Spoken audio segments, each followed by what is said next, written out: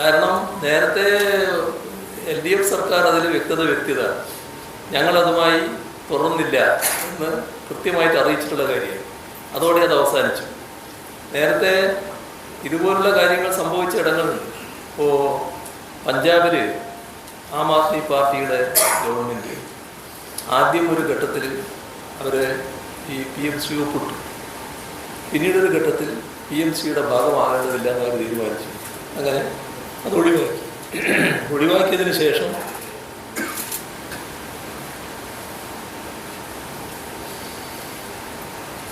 സ്വാഭാവികമായിട്ടുള്ള ഒരുപാട് ഈ സാമ്പത്തിക ഉപരോധങ്ങൾ വന്നു.